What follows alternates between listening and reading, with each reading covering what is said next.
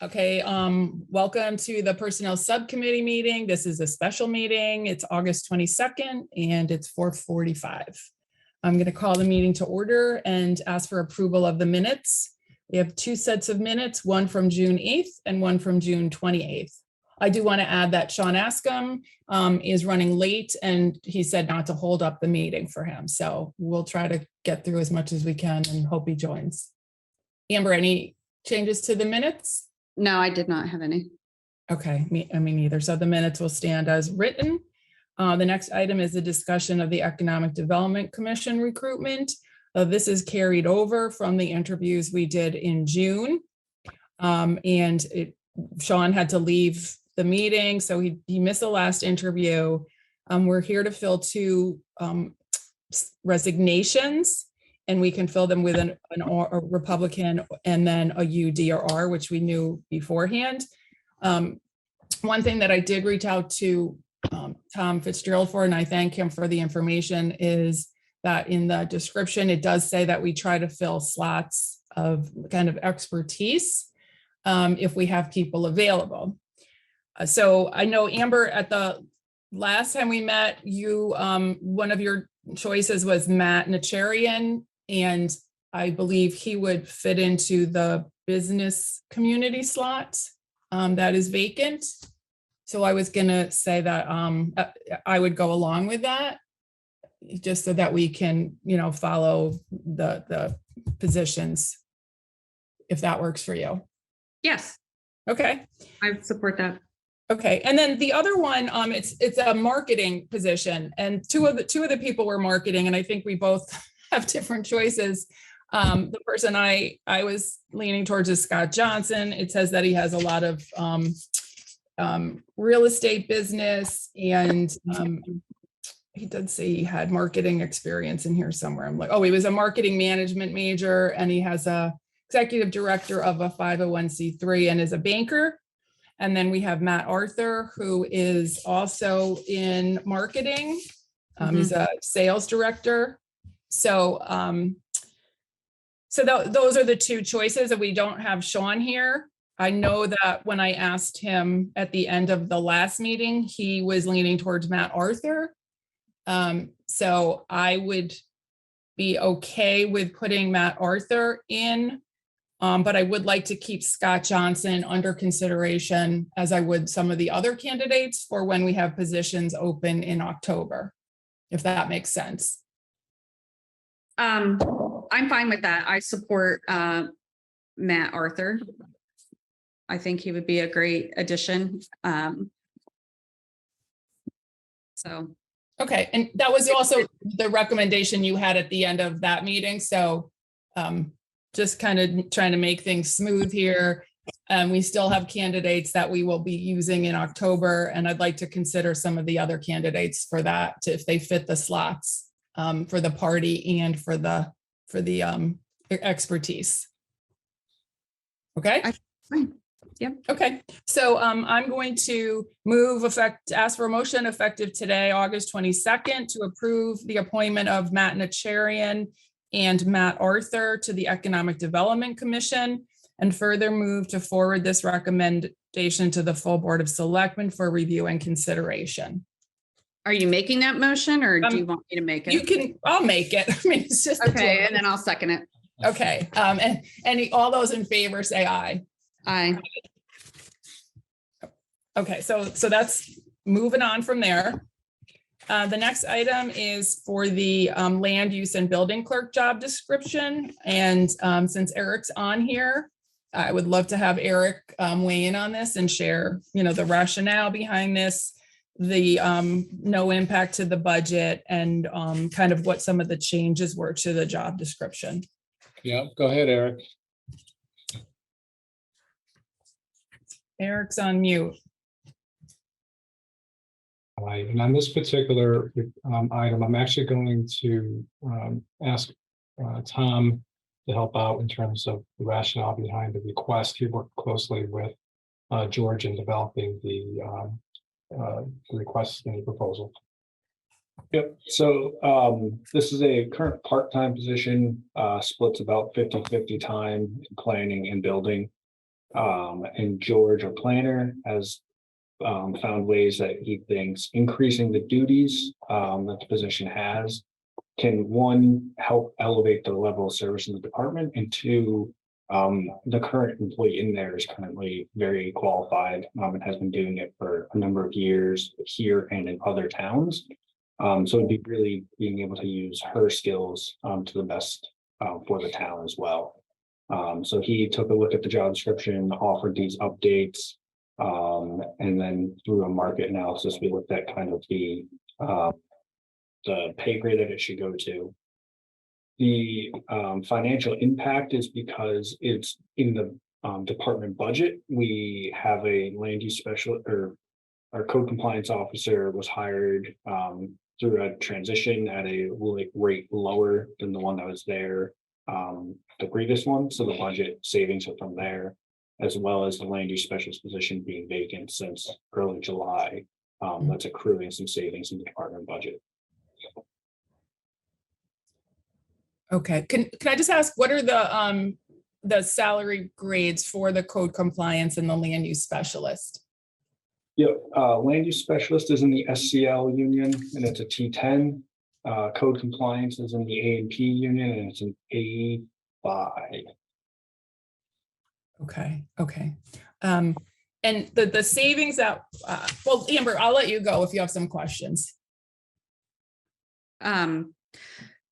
No, I did not have questions. I looked to me that the change in the grade is gonna result in a little bit over budget just for that position. But like you said, Tom, there's some vacancies that vacancy is kind of offsetting within that department what this increase would be.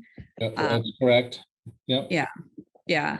So, and if this is, it sounds like in light of having a new department head and kind of some of the turnover that we've had, we've been able to realign some of these duties and that it makes sense to change this position. So based on the recommendations of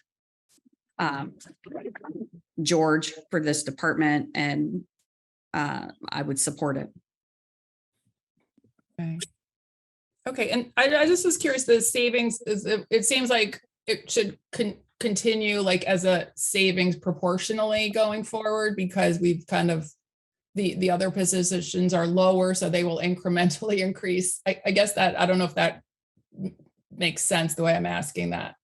The savings, is it just for this year basically, and then will things reset once we fill the position? Yeah, it's just for this year, just because that's what we looked at. Okay. For next year's budget cycle, obviously that'll come out during next year's budget cycle, but it's not that big of an impact because it'll have that much of a difference. Okay.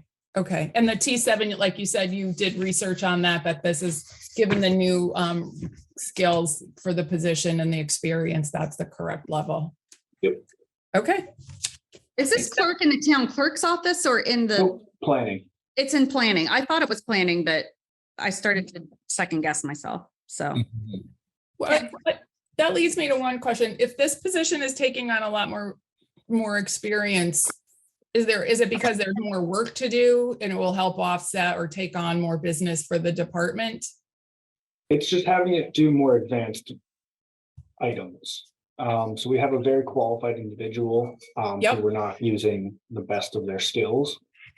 So to be able to use the best of their skills to give them a little bit more things to do, you would have to adjust the compensation rate. Okay. To me, this makes sense with things that this is why I was asking to make sure it was in planning, because listening to what George had said, it sounded like that was something that he was trying to do, was to leverage skills of people and kind of realign things within that department. So it made sense that this was a continuation of that effort. Yeah, exactly. And this has already been run by the union. So before, remember, we were going to do those two positions that kind of got washed away last year. I think it was, there was going to be a realignment. Those didn't happen, but this one is okay with the union to go forward, is what you're saying. Yep. Okay. All right, so I'll make the motion since again, two of us, effective August 22nd, 2023, to approve the updated job description for the land use and building clerk as presented. Further move to establish the position at grade T7 of the CSEA SCL employees pay plan. Further move to endorse authorization of the town manager to enter into a memorandum of agreement codifying the terms of the tentative agreement on the matter with the union. Further move to forward this recommendation to the full Board of Selectmen for review and consideration. So moved. I'll second that. Oh, that you I'll second that. All those in favor say aye. Aye. Aye, okay. I'm looking for my last one. Hold on. I keep losing my paper. I print. Oh, here it is. So 1 sec. Okay. Next one is a savings. So this is for the administrative secretary. It's moving to a part-time position because I guess the work is less. And I'm not sure who's going to address and share the information on this one, but is that you again, Tom? This one I'll actually, this one I'll take. Okay, thanks. Okay, so this position was originally a 35-hour work week out in the water pollution control facility. Back in 2014, the position was upgraded to 40 hours. And in doing so, the grade was adjusted from a T6 to a T8 position. At the time, there wasn't really a change with regards to scope, duties, and responsibilities. No change in the job description. It was really designed to adjust for the additional 5 hours of work through the work week. So over the last few years, Tony's had the opportunity to look at the volume and the needs within the department. And due to several changes just within the overall technical environment, for instance, payroll has been streamlined, timekeeping has been streamlined with the advent of our Munis conversion. We've seen a drastic reduction in the amount of calls coming into the water pollution control facility, as well as any type of database maintenance requirements, which are down close to 90%. Check processing and permit requirements have also been reduced as a result of database advancements since 2014. And some of the responsibilities that the position held, such as doing any of the commission clerk work, is now done by an actual commission clerk. So that's been removed, along with any state requirements for reporting are no longer allowed. Positions no longer eligible to actually provide those reporting and sign off on them. So based on that, Tom, Roy, and Tony determined that we needed to reduce this position down to 25 hours. Cost savings annually based on the person who's currently in the role and someone coming in, adjusting for someone coming to step one is around $38,000 a year. If we look at the overall savings just on the step one to step one, it's closer to 35. The union, we reviewed this decision with the union. They are in full support of it.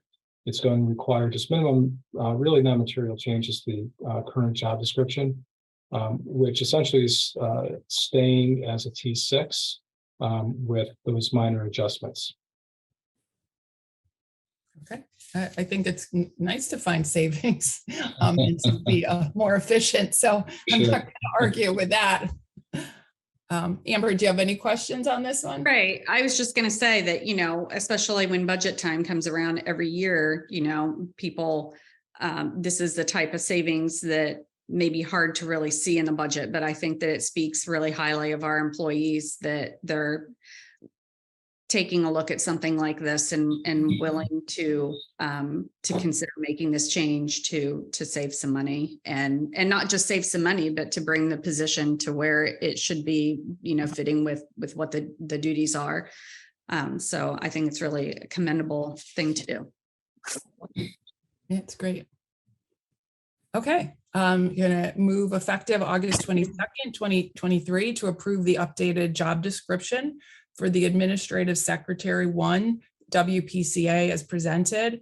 Further move to establish the position at grade T6 of the CSEA SCL Employees Pay Plan.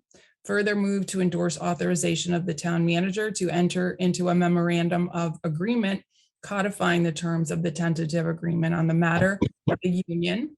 And to further move to forward this recommendation to the full Board of Selectmen for review and consideration. So moved. To second that, all those in favor say aye. Aye. Aye, and I believe I can ask for a motion to adjourn. So moved. I'll second that. All those in favor say aye. Aye. Aye, okay. Thank you, guys.